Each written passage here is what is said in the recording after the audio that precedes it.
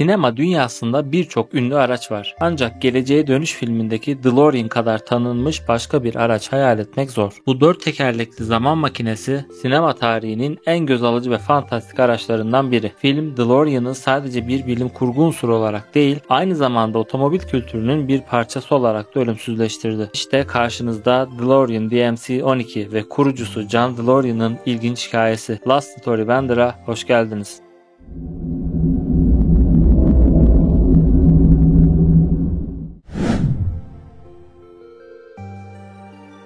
John DeLorean Detroit'te doğdu ve mühendislik kariyerine Chrysler ve Packard'da başladı. Daha sonra General Motors'a katılan DeLorean burada hızla yükseldi. Pontiac GTO, Firebird ve Grand Prix gibi modellerin geliştirilmesinde önemli rol oynadı. General Motors'ta geçirdiği başarılı yılların ardından DeLorean'ın vizyonu daha radikal ve yenilikçi bir otomobil şirketi kurmak üzerine odaklandı. 1973 yılında General Motors'tan ayrılarak kendi şirketini kurmaya karar verdi ve 1975 yılında DeLorean Motor Company'yi kurdu.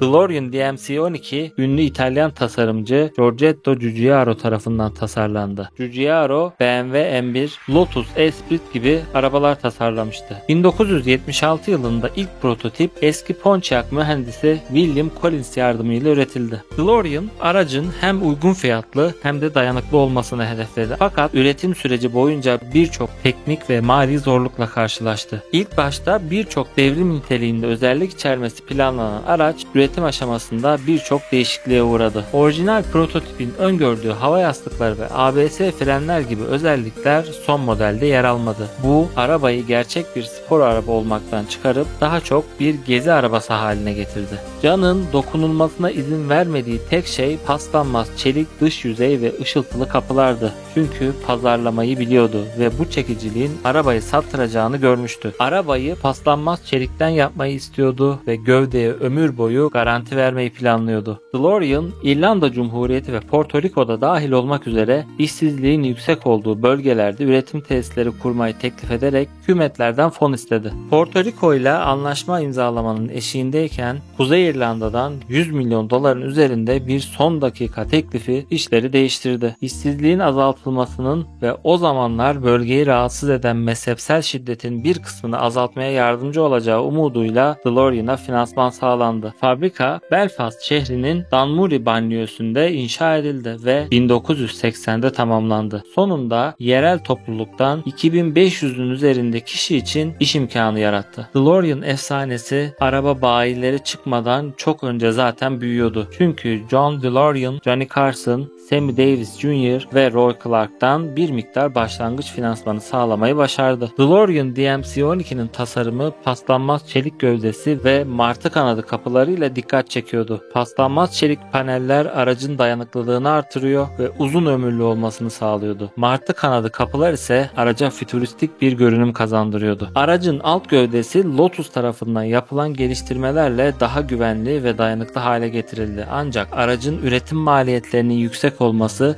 satış fiyatının başlangıçta planlanan 12.000 dolardan 25.000 dolara çıkmasına neden oldu. DC-12 2.8 litrelik V6 motorla donatıldı. Bu motor Peugeot, Renault ve Volvo işbirliğiyle üretildi. Yaklaşık 130 beygir güç üretiyordu.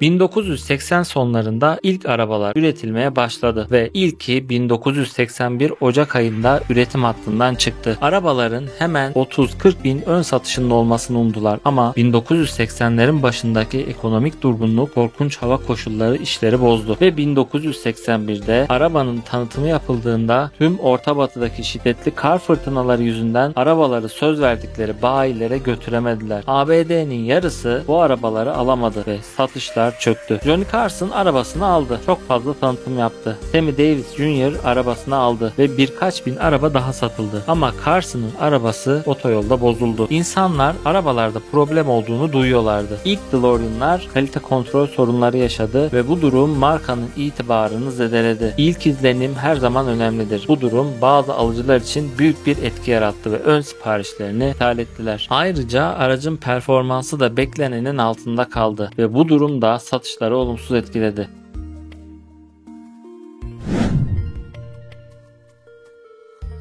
İşler yolunda gitmiyordu ve şirketin nakit ihtiyacı hızla artıyordu. Tüm bu maddi sorunlar yaşanırken John DeLorean 1982 yılında FBI tarafından uyuşturucu kaçakçılığı suçlamasıyla tutuklandı. FBI DeLorean'ı büyük bir uyuşturucu anlaşması yaparken yakaladığını iddia etti. Ancak savunma avukatı Howard Whitman hükümetin davasını tamamen çökertti ve John DeLorean'ı tüm suçlamalardan beraat ettirdi. DeLorean'ın savunması FBI'ın onu tuzağa düşürdüğü ve aslında uyuşturucu ticaretine dahil olmadığı yönündeydi. Bu skandal şirketin itibarını ciddi şekilde zedeledi ve 1982'de DeLorean Motor Company iflas etti. Şirketin iflası Kuzey İrlanda'daki fabrikanın kapanmasına ve binlerce işçinin işsiz kalmasına yol açtı. Madem araç satmadı, şirket battı ve bu araba nasıl efsaneleşti dediğinizi duyar gibiyim. O zaman hikayenin devamı sizin için. DeLorean DMC-12 Geleceğe Dönüş filmi serisinde zaman makinesi olarak kullanıldığında popüler kültürde bir ikon haline geldi. Filmin yaratıcısı Bob Gale ve yönetmen Robert Zemeckis zaman makinesinin bir araba olmasının izleyiciler için daha inandırıcı olacağını düşündüler ve nihayetinde DeLorean'ı seçtiler. Filmde kullanılan DeLorean Ron Cobb tarafından tasarlandı ve araca bilim kurgu havasına uygun olacak şekilde birçok detay eklendi. Aracın arka kısmında bir nükleer reaktör bulunuyordu ve bu reaktör filmde zaman yolculuğunu mümkün kılan anahtar bileşendi. Aracın içi ve dışı Dr. Brown'un garajında el yapımı olarak inşa edilmiş gibi görünüyordu. Film için 3 farklı DeLorean kullanıldı. A arabası tüm detaylara sahip ana araçtı. B arabası sürüş sahneleri ve dublörler için kullanıldı. C arabası ise kamera çekimleri için kullanıldı ve bu araç aracın iç kısmını göstermek amacıyla kesildi. Universal Pictures Geleceğe Dönüş filmi için DeLorean yerine başka araç kullanmayı düşündü. Ama filmin yapımcıları Dr. Brown karakterinin bir Mustang kullanamayacağını belirterek bu teklifi reddetti. DeLorean hem görsel açıdan çekici hem de karakterin eksantrik kişiliğine uygun bir araç olarak kendini seçtirdi. Ford'un Geleceğe Dönüş'te bir Mustang kullanmaları için stüdyoya $75.000 teklif ettiği bildirildi ancak bu teklif reddedildi. Universal filmin ticari başarısı için doğru aracı seçti ve DeLorean DMC-12 filmin ikonik bir parçası haline geldi. DMC-12'nin küçük boyutları ve düşük performansı prodüksiyon ekibi için çeşitli zorluklar yarattı. Film şirketi DMC-12'nin orijinal V6 motorunu bir Porsche motoruyla değiştirdi. Böylece araba film için daha hızlı gidecekti. Geleceğe Dönüş 1985'in hit filmlerinden biri oldu ve büyük bir kültürel etki yarattı. Filmin başarısı 2 devam filmi yapılmasıyla devam etti. Devam filmlerinde kullanılan DeLorean araçları ilk filmde kullanılan araçlarla benzer şekilde detaylı ve özenli bir şekilde hazırlandı. Araçların her biri farklı sahnelerde ve özel efektlerde kullanıldı. Devam filmleri Geleceğe Dönüş serisinin kültürel etkisini daha da pekiştirdi ve DeLorean'ı kalıcı bir konu haline getirdi. Zaman içinde Geleceğe Dönüş hayranları DeLorean'ı yeniden yaratmak ve kendi zaman makinesi replikalarını yapmak konusunda büyük bir tutkuya sahip oldular. Bu replikalar genellikle filmdeki detaylara sadık kalınarak yapıldı ve çeşitli etkinliklerde sergilendi. Hayranlar bu araçları sergileyerek filmin mirasını yaşatmaya devam ettiler. A arabası yıllar içinde ciddi şekilde zarar gördü ve sonunda bir restorasyon projesine ihtiyaç duydu. A arabası şu anda Peterson Otomotiv Müzesi'nde sergileniyor ve hayranlar için bir ziyaret noktası haline gelmiş durumda.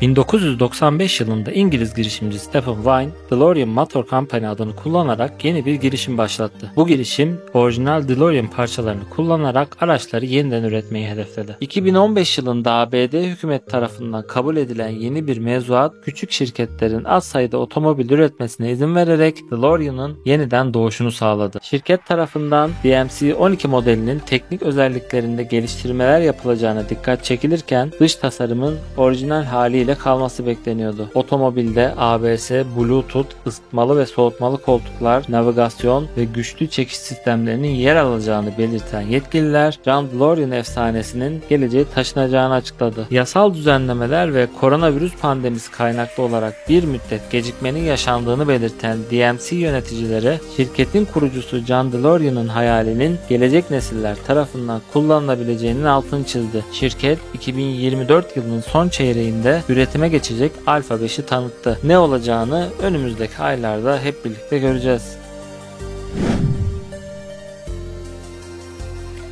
Peki John DeLorean'a ne oldu? John 2005 yılında felç geçirdikten sonra 80 yaşında vefat etti. Hayatı büyük başarılar ve büyük düşüşlerle dolu karmaşık bir hikaye olarak hatırlanıyor. DeLorean'ın otomotiv dünyasındaki yenilikçi vizyonu ve mühendislik başarıları hala takdir ediliyor ve DeLorean DMC-12 otomobil tarihinde kalıcı bir yer edindi. Son olarak hikaye hoşunuza gittiyse size bir sürprizim var. John DeLorean hikayesi üzerine kurulmuş olan DeLorean davası filmi 2018'de vizyona giren önemli yapımlardan biri. Filmin orijinal adı Driven olarak geçiyor. Biyografi, dram ve komedi unsurlarının bir arada yer aldığı filmde DeLorean'ın çocukluk hayali olan DeLorean DMC-12 modelini üretme serüveni konu ediliyor. Kurgusu, anlatımı ve karakterleriyle oldukça eğlenceli ve bir o kadar da düşündürücü bir yapım olan DeLorean davası izlenmeye değer. Videomuz hoşunuza gittiyse beğenmeyi, kanalımıza abone olmayı ve videoyu sevdiklerinize de göndermeyi unutmayın. Önümüzdeki hafta görüşmek üzere. Hoşça kalın.